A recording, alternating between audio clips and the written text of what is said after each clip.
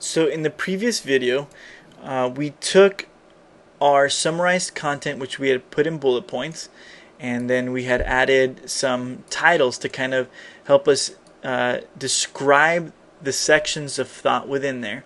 And so it became sort of like a primitive outline. In the last video, what we did is we took this primitive outline and we compared it to other outlines from commentaries, and it revealed some areas that we need to think about more carefully. For example, we had originally put 8 through 11 as part of this second section here. We kind of thought that, chapter 1 verses 3 through 11 is really about Paul telling Timothy not to let false teachers teach false doctrines, and we originally included 8 through 11 as a part of that. But now when we're looking at the outlines that they're suggesting, two commentators broke it off as their own section. This guy calls it the true intention of the law, and here is reasons for warning. So obviously they see those as they have different titles and different understandings of that passage, but they both thought it was a different section than what came before it. So we got to look closely now to see what to do with that. The other section was verses 12 through 17. Now we knew that didn't make sense. That it seems like Paul is, he's telling Timothy in chapter 1, don't let false teachers teach false doctrines, and out of nowhere he starts thanking God for using him in ministry, even though Paul himself was a blasphemer and a persecutor. What does that have anything to do with Paul's instructions to Timothy about false teachers? That didn't make a lot of sense to us. So now it's time to open up our Bibles, possibly some commentaries, and dig in and see if we can make sense of those two sections. Remember, I encourage you to use 3 translations. I suggest you pick one formal translation. In this case, I'm using the NASB. Use one functional translation. I'm using here the NLT. And your third, in between formal and functional, I've got a mediating translation, the NIV. If you don't know what I'm talking about, you need to go watch the translation videos. I don't want to cover that here. Okay, so let's see if we can make sense of verses 8 through 11 and what they're talking about. Now, we're going to have to I'm assuming you're familiar with the content, but just so that I make sense in the video, I'm going to give you a rundown of the first verses 3 through 7. Basically, Paul tells Timothy, hey, I told you to stay in Ephesus and make sure nobody's teaching false doctrines. These guys are the purpose of our teaching. He's talking about Paul and Timothy is love from a pure heart. It's a good conscience and a sincere faith. That's the goal of Christian instruction. But these false teachers, they stray from these 3 things, and instead all they do is produce fruitless discussions. They think they're teachers of the law, even though they don't understand what they're saying or the matters about what they make confident assertions. So with that, now we get into verse 8, where Paul says, but we know that the law is good if one uses it lawfully. Now what does that mean? There's 2 things we need to look at. First is the but, which tells us that it's whatever Paul is saying in verse 8 is contrasting something that came before it. And the other trouble spot is this phrase, if one uses the law lawfully. In English, we don't talk like that. We don't say if you use this lawfully. That doesn't make any sense. So let's consider both of these. First, this conjunction but. What does Paul mean? What is Paul contrasting back here? Well, considering it says that the law is good, and here's the law again, I think what he's saying is, hey, look at these guys. Instead of producing love from a pure heart and a good conscience or faith, these guys are leading people into pointless discussions. They think they're teachers of the law, but they don't know what they're doing. And so I think what Paul is contrasting in verse 8 here is that these teachers of the law are misusing the law, not knowing how to use it appropriately, but that the law, in verse 8, Paul says, now, even though they're misusing it, the law is a good thing if you use it lawfully. Next question is, well, what does it mean to use it lawfully?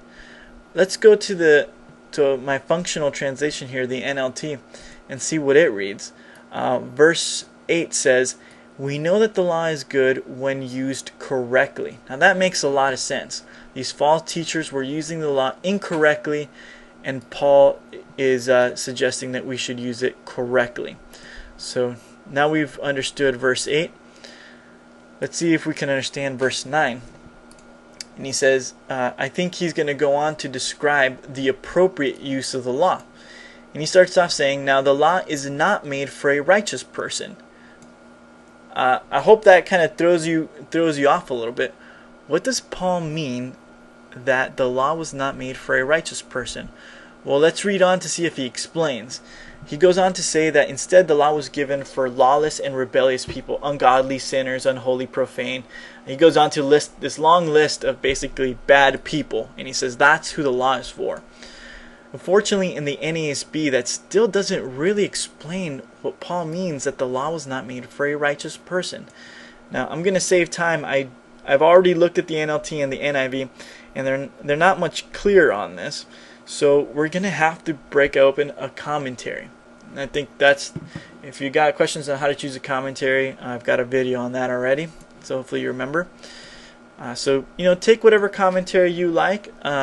Read. Go to verses 9 and 10 in that commentary and then read it.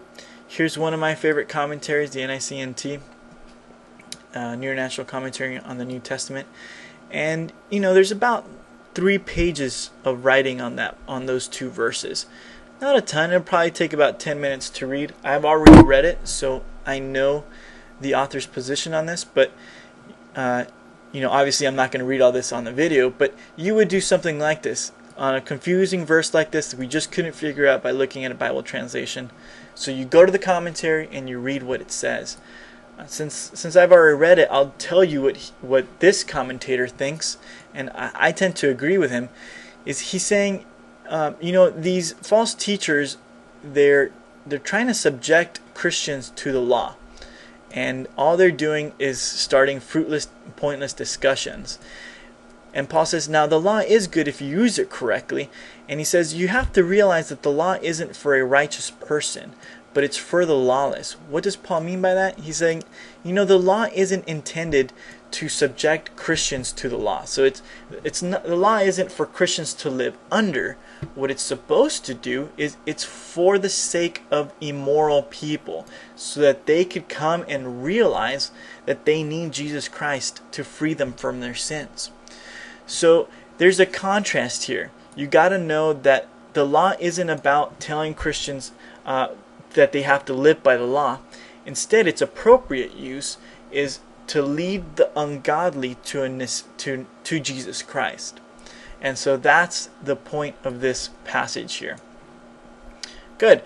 Now, once we understand that what Paul is saying in 9 through 11 is that the appropriate use of the law is to lead people to Christ, then we already start seeing how verses 12 through 17, which is about Paul thanking God for using him in the ministry even though he was an evil person, that starts making sense.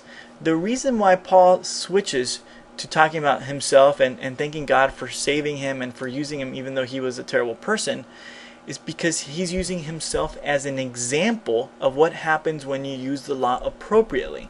When you use the law appropriately, people get saved and they come to Christ and he uses them in service. And so Paul says, I was the worst of sinners. And here he's in verse 15, I am the worst of all sinners, and yet God was great, was forgiving and kind to him. And so he's an example. And in fact, Paul goes on to say that Jesus Christ used him to demonstrate his patience. So Paul is using himself as an example. So we can kind of reword this here to say Paul is an example of the appropriate use of the law. And we can retitle this section here, the appropriate use of the law is to lead sinners to God. And so now it makes sense why those commentators felt that 12 through 17 was all a part of dealing with false doctrines, because it's an example of when you use the law appropriately.